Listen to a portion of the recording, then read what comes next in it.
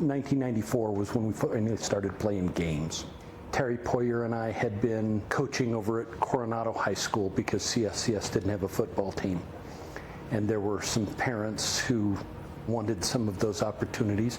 And I think both Terry and I had such positive experiences with football, not just because of playing the sport, but because the sport itself lends to so many lessons that men can apply to the rest of their lives. Between the parents, just such deep sacrifices financially, time-wise, booster club types of things, contacting people, and players enthusiastically trying to figure out how to get going. We had parents donate equipment. We had the Air Force Academy donate equipment. I remember the first time that we started practice, because we didn't have anything. We didn't have this practice field up here off of the electrical station. We didn't have anything with UCCS. We went to Danville Park to do things. We went to Portal Park to do things. We went all over the place where we could find an open spot that had some grass where we could try to figure out what was going on. Terry ran the offense and took care of all the administrative details, and I called the defense, and I tried to work on so many of the things. Terry ran a lot of the weight room. I tried to help set up for practices on things. I would run down there as quick as I could and try to set up cones to try to stake a claim to a piece of the park. Everything had to be transported every day. We were loading up blocking dummies. We were loading up equipment, kids who couldn't drive themselves. And we were running over to the park. We would practice. I think what makes CSCS who it is that we're so highly invested. One of the greatest things about those parents at that point in time were the fact that they were so bought in. They really entrusted the coaching staff at that point in time to take care of the coaching, and they tried to do whatever else they could. They were setting up concession stand types of things. They were running different fundraising events during the summer. Huge booster club influence. They were doing whatever they could to make this a successful start. Do you remember the first game? I do. We went to Elizabeth. We were a ragtag bunch. We had somewhat of an advantage because we had been prepping that spring. We'd go over to the park even without the whole team at different points in time. I remember watching Kenny Overton at that point, learning how to read a defense because we were trying to run a triple option offense. Oh, it was just chaotic, but we got up to Elizabeth. We tried to put the whole thing together. We actually won that very first football game up at Elizabeth. I may be mistaken, but I think the final score was 26-6. But you still remember? I do. It was just such a...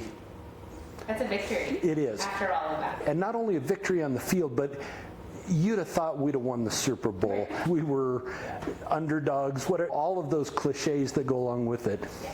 And to see something come together, I believe that first season we went 5-4.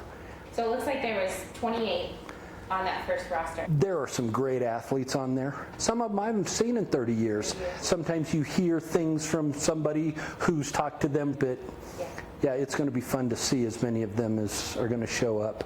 So we're getting ready on September 27th and 28th to host a weekend. We're going to do a halftime honoring of the original coaches that were in here, including yourself. And then we're going to have a section for all of these guys that are going to come. What does this night mean to somebody who helped create this, helped launch this, to see this all come together 30 years later?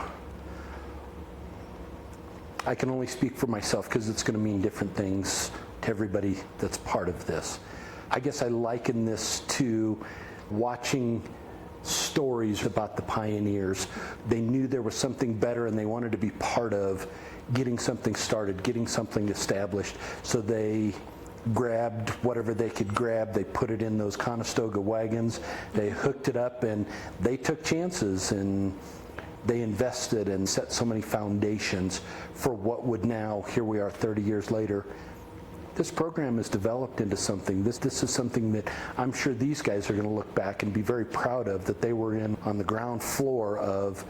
30 years later, we still haven't won a state championship in football, but we've come pretty darn close a couple of times, and they're going to be proud of what this program's turned into. having a grass practice field over here, having the association with UCS that we can call something our home field.